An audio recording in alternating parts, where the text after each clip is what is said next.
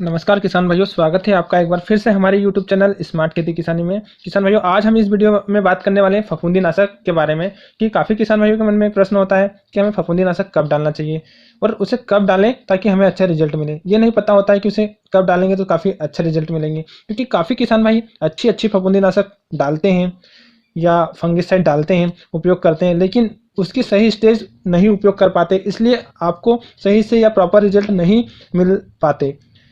आज हम इस वीडियो में यही बात करेंगे कि हमें कौन से समय पर फंगिसाइड डालना चाहिए जिससे कि हमें ज़्यादा से ज़्यादा अच्छे रिजल्ट मिले। तो यदि किसान भाइयों अभी तक आपने मेरा चैनल सब्सक्राइब नहीं किया हो तो प्लीज़ सब्सक्राइब कर ले और बेल आइकन दबाएं ताकि आने वाला वीडियो का नोटिफिकेशन आपको मिलता रहेगा। अब बात करते हैं कि फफूंदी नाशक जो होता है वो किस स्टेज पर डाले जाते हैं। हर एक फफूंदी नाशक की अलग अलग स्टेज बताई जाती है कंपनी द्वारा कि इस स्टेज पर आपको इस फफूंदी नाशक को डालेंगे तो काफ़ी अच्छे रिजल्ट मिलेंगे। और ज़्यादातर कहा जाता है कि आप एक ही फंगिसाइड को दोबारा इस्तेमाल करेंगे तो आपको अच्छे से अच्छे रिजल्ट मिलेंगे, लेकिन हमारे यहाँ पर ज़्यादातर किसान भाई ऐसे हैं कि एक ही केमिकल को दोबारा उपयोग नहीं करते, मतलब रिपीट नहीं करते। इससे क्या होता है कि जो रिजल्ट भी आपको एक ही प्रकार की फफूंदी नाशक पर मिलता है, सभी फफूंदी नाशक पर आपको सही से रिजल्ट नहीं मिल पाता है। इसलिए आप केमिकल बदलते रहें या केमिकल को बदलते रहें। दूसरे अलग अलग प्रकार के केमिकल भी आते हैं कंपनी के मार्केट में, तो आप अलग अलग केमिकल का उपयोग करें। लेकिन अगर हम बात करें कि सोयाबीन की फसल पर जिस पर कौन सी स्टेज जो है वो सबसे फ़ायदेमंद होगी फफूंदी नाशक डालने की, तो इसमें दो स्टेज बताई गई है। एक बताई जाती है कि प्री मैच्योर स्टेज, मतलब जब आपका पौधा स्टार्ट हो रहा हो या फिर डाल फाटा करने वाली अवस्था में होती है, मतलब फूल से जो पहले के समय होता है, लगभग फूल से 15 से 20 दिन पहले, मतलब आपकी फसल की बुआई के 20 दिन तक या 20 दिन के बाद कह सकते हैं। ऐसा कहा जाता है कि ये जो स्टेज होती है ये बहुत अच्छी स्टेज होती है। अगर इस स्टेज पर आप फफूंदी नाशक डालें तो आपका जो पौधा है वो उसे ऑब्जर्व करके काफ़ी अच्छे रिजल्ट देगा आपको।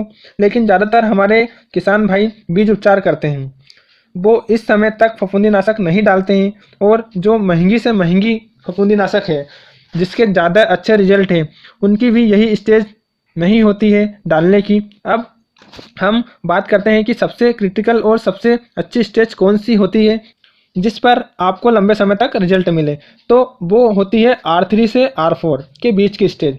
अब बात आती है कि R3 R4 क्या होता है किसान भाइयों। तो ये जो R3 R4 ये जो है पौधे की मैच्योरिटी के हिसाब से लिखा गया है। आप वेबसाइट पर जाकर देखेंगे तो पूरी डिटेल में बताई गई है कि R4 से मतलब R3 क्या होता है। मतलब ये स्टेज है, मतलब उसमें पूरा बताया गया है कि R3 पर ये होता है और R4 पर ये होता है, पूरा डिटेल में कहा गया है। तो ये जो स्टेज होती है, जो हमारा पौधा होता है उसकी फूल से फल बनने की जो स्टेज होती है उसे R3 स्टेज कहा जाता है किसान भाइयों। और उसी के आगे फल के बाद आपके अंकुश स्टार्ट हो चुके हैं, मतलब पूरी फली की डिजाइन हो चुकी है, पूरी फली बन चुकी है और उसमें अंश बैठने वाले होते हैं, वो R4 स्टेज होती है। तो इन दोनों की जो बीच की स्टेज होती है वो सबसे अच्छी मानी जाती है हर फफूंदी नाशक के लिए, जो कि लंबा समय तक हमें रिजल्ट देने वाले हो। क्यों होती है? क्योंकि जब आपकी फूल से फल बनने की जो प्रोसेस होती है उस समय पर पौधा आपका फूल मैच्योर हो जाता है, मतलब जितनी उसे हाइट लेनी रहती है वह हाइट ले लेता है, जिसे उसे बढ़वा करनी रहती है वो हो जाता है, पत्ते जितने आने रहते हैं वो आ जाते हैं, और वो सब आ जाते हैं जो उसे चाहिए होता है। तो उससे क्या होता है कि जब आप फंगिसाइड डालेंगे तो वो हर एक पत्ते को एब्जॉर्ब करता है, हर एक तरीके से अंदर जाएगा और उसको लंबा रिजल्ट देगा। क्या होता है कि प्री मैच्योर स्टेज पर आप फंगिसाइड डालते हैं, मतलब जब आपका पौधा बढ़ने वाला होता है, जब आप फंगिसाइड डालते हैं तो नीचे के पत्ते तो उसे कवर हो जाते हैं, लेकिन किसान भाइयों जो ऊपर के पत्ते नए आते हैं उसको वो फंगिसाइड का असर नहीं मिलता, इसलिए फंगिसाइड का प्रकोप बढ़ जाता है आपकी सोयाबीन की फसल पर। वो स्टेज पर आप सभी किसान भाई सिंगल डोज करते हैं फंगिसाइड का, मतलब एक ही बार उपयोग करते हैं फंगिसाइड। तो वहाँ ना डालते हुए आप इस स्टेज पर डालेंगे, तो जब आप इस स्टेज पर डालेंगे तो लंबे समय तक रिजल्ट मिलेगा। अब बात आती है कि सोयाबीन की फसल पर आपको कौन से वाले ग्रुप का इस्तेमाल करना चाहिए फंगिसाइड में। तो देखिए किसान भाइयों, सोयाबीन में एक ऐसा है कि कुछ ही ग्रुप है जो काफ़ी अच्छे रिजल्ट देते हैं, वो मैं आपको आगे पूरी डिटेल में बताऊंगा। एक बार और आपसे रिक्वेस्ट करूंगा, यदि किसान भाइयों अभी तक आपने मेरा चैनल सब्सक्राइब नहीं किया हो तो प्लीज़ सब्सक्राइब कर ले और बेल आइकन दबाएं ताकि आने वाला वीडियो का नोटिफिकेशन आपको मिलता रहेगा। और किसान भाइयों वीडियो को अंत तक जरूर देखें, क्योंकि अब जो बात है वही बहुत अच्छी है फंगिसाइड के। हमारे यहाँ पर स्टार्च ग्रुप को ज़्यादा इस्तेमाल कर रहे हैं। स्टार्च ग्रुप मतलब प्रोपिनोजोल, ट्रोपिकनोजोल, हेक्साकोनाजोल, ये जो ग्रुप है इसका रिजल्ट जो है सोयाबीन पर उतना नहीं है। मैंने आपको पिछले 2-3 वीडियो में बता चुका हूँ सोयाबीन के, कि इसको आप इस्तेमाल करेंगे तो उतना अच्छा रिजल्ट आपको सोयाबीन पे नहीं मिलेगा। अब बात करते हैं कि क्यों नहीं मिलेगा, क्योंकि ये रस्ट स्पेशलिस्ट है। रस्ट आपके पौधों पर लगता है तो इसका अच्छा रिजल्ट मिलता है आपकी सोयाबीन पर, लेकिन सोयाबीन में रस्ट की कोई समस्या नहीं होती किसान भाइयों। इसमें सबसे ज़्यादा जो समस्या आती है वो लीफ स्पॉट, रूट रॉट मतलब जड़ सड़न, फल सड़न और पत्ती धब्बा रोग और फ्रॉग आई, इन सब की समस्या हमारी सोयाबीन पर आती है। आपको कंट्रोल करने वाले जो ग्रुप हैं वो मैं आपको बता देता हूँ, जो कि बहुत ज़्यादा अच्छे रिजल्ट देते हैं। तो इसके लिए आप क्या उपयोग करेंगे, तो इसके लिए अभी के समय में जो ग्रुप चल रहे हैं जो काफ़ी अच्छे रिजल्ट दे रहे हैं हमारे किसान भाइयों को, जिन्होंने प्रैक्टिकल करा है या मैंने प्रैक्टिकल करा है, तो उसमें मैं बता देता हूँ आपको। जिसमें एक ग्रुप है स्ट्रोबिलिन्स ग्रुप। तो स्ट्रोबिलिन्स ग्रुप कौन सा है, जिसके अंदर जस्ट्रोबिन आता है, पायरोक्लोरो स्ट्रोबिन आता है और ड्राइफ्लोसिस स्ट्रोबिन आता है।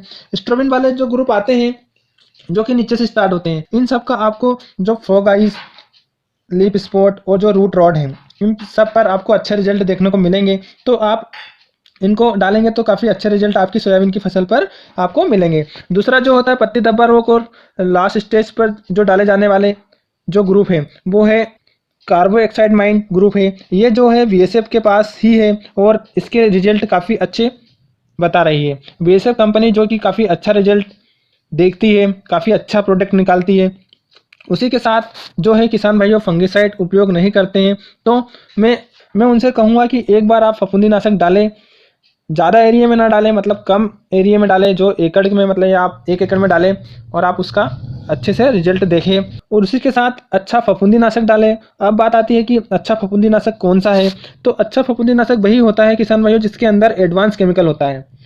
अब पुराने जो हैं जैसे कि साफ है और भी पुराने कई प्रकार के केमिकल हैं जो फफूंदीनाशक हैं, उसका इस्तेमाल अगर कर रहे हैं तो वो जो है उनके केमिकल हैं, उसके अंदर जो केमिकल आ रहा है वो काफ़ी ज़्यादा पुराना है, बहुत ज़्यादा पुराना हो चुका है। उसकी जो रेजिस्टेंस पावर हमारी फंगसों में डेवलप हो चुकी है, इसलिए आपको ऐसा लगता है या लगेगा कि जो फंगिसाइड है वो रिजल्ट नहीं देती। लेकिन मैं कहूँगा कि फंगिसाइड का रिजल्ट हमें टॉनिक जैसा ही मिलता है हमारी सोयाबीन की फसल पर। अगर आप फंगिसाइड इस्तेमाल करते हैं तो वो टॉनिक ही का रिजल्ट देगी आपको आपकी सोयाबीन फसल पर, मतलब आपका जो फ्री टॉनिक मिलता है। इससे क्या होगा कि उन किसानों को काफ़ी अच्छे से फ़ायदा होगा जिन्हें बीज उपचार में अपना बीज रखने वाले होते हैं, जिससे आप घर के लिए बिजाई रखने वाले हो। अगर अगले साल के लिए आप बिजाई रखने वाले हो तो आप फफूंदीनाशक का स्प्रे जरूर करें, और वो भी R3 और R4 में, मतलब जो फूल से फल बनने वाली जो बीज की जो स्टेज होती है उसमें आपको इस्तेमाल करना है, जिससे कि जो पौधा है में जो नए बीज आएंगे वो ज़्यादा अच्छे आएंगे और वो अगले साल आपको अच्छे रिजल्ट देंगे। तो यही थी आज की इस वीडियो की सब कुछ जानकारी। यदि आपको किसान भाइयों ये वीडियो की जानकारी पसंद आई हो तो इसे लाइक करें और साथ ही साथ मेरे चैनल को सब्सक्राइब करना ना भूलें। धन्यवाद किसान भाइयों।